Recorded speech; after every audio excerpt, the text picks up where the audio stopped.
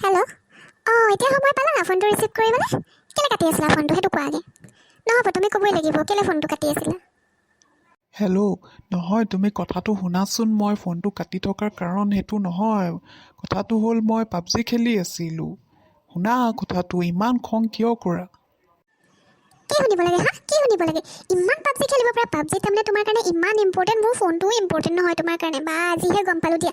মই মাৰ পৰা লুকাই লুকাই পাকঘৰলৈ আহি তোমাক ফোন কৰিব লাগে আৰু তুমি মোৰ ফোন কাটি কাটি পাবজি খেলাত ব্যস্ত। বাপৰে, ঠিক আছে হ'ব তুমি পাবজিয়ে খেলা।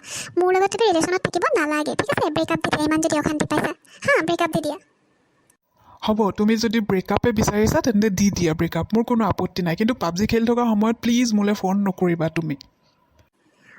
তুমি মোক তেনেকৈ ক'ব পাৰিলা হয় নাই? হ'ব দিয়া, ঠিক আছে। আজি তোমাৰ মুখা পিন্ধা মুখখন মই ভালদৰে চিনি পালোঁ তুমি কেনেকুৱা মানুহ।